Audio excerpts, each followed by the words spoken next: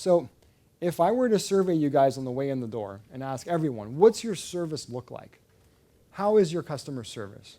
Everyone would say, it's great, it's awesome, it's fantastic, patients love us. Okay, that's great, except it falls really on a bell curve. And most of us are right here, in the middle, on average. Can only be. There's only a small percentage that are going to be over here. So in reality, is it really awesome? Or is it like average-ish? Okay, so this is something to kind of pay attention to. This is a slide we put a big star on and pay attention to because you think this because and even I've done the same thing. I mean, I know there's always significant room for improvement. We think we're here because our brain normalizes things and we're not thinking objectively about the practice. But if you've ever done one of those new patient walk through the practice, like go stand in the parking lot and then walk into the office as a new patient and look, like they see things differently than you do. You're in it all the time. So you don't notice the dust bunny in the corner, the paint chip on the wall, and all these things, right? So you think we're over here, and really we're just average. So poor service, if we want to look at this graph, doesn't meet the patient expectations. We don't want to be there. You'd be closed if you were there. Average service, though, but look at this. Consistently performed at an average level, typically meeting the patient's expectations. Well, what's wrong with that? Sometimes the service falls short, sometimes it's great. But meeting the expectations is like, that's a seat at the table. That doesn't inspire confidence. That doesn't cause referrals and this incredible buzz about the practice. That all happens over here. So exceptional service is the smallest category. Consistently exceptional, exceeding patient expectations. If we're exceeding expectations, we're delivering a wow service, a wow experience. A wow experience is what gets people to talk about you. If they don't talk about you, they're not going to refer to you. If you want to bump up your referrals, all the magic happens right there. So my goal today is to get you to take this and shift to the right where you are. I want to take you from wherever you happen to be and move you over this way. That's the theme for today. So you can't charge more, by the way, for the same thing. You think about this graph. If you're here, you think you're here, but you're here, and I want to charge more.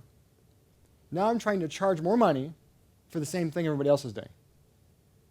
Well, that doesn't really work, right? Like why would someone pay more money? Like I want to raise my fees by 10%. Great. But why would someone pay the extra 10%? What's in it for them? What are they getting? Right? Like I've been about 5 to 10%. It's less now because I haven't changed it in a little while, but we were consistently for about a decade 10% above fee guide for crown and bridge, endo, and extractions. Consistently, and nobody's ever really complained about the fee. I don't think there was ever anyone that came with the fee guide and said, hey, you're charging more money than the other guy. They never compared us. We never got to that conversation. But you can only do that if they can't compare you easily to the other guy. Otherwise, why am I going to pay more? It's like, if you look, again, a great example is Disney. Every year, for the exact same experience that they had the year before, they're charging more money. But their experience is category of one. Nobody to compare to. Who would you compare to Disney? I don't know.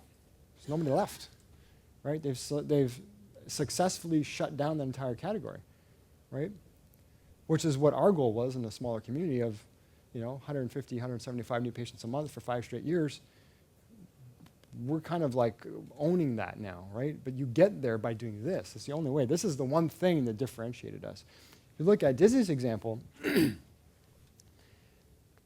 talk about selling more for delivering more. Well, they have this, if you've ever looked into it, they have this private concierge kind of thing, like a private guide. So when you go to their park, instead of like buying a general membership, going to the gate with the herd and following the big massive lines, you can actually buy a private guide for the day, and this person will take you behind the scenes through all the parks, and you can do all 3 parks in a day. You don't wait in line anywhere. And they'll just like scoot you behind all the lines and in the backstage and run you through everything. So you can see everything you want in a day.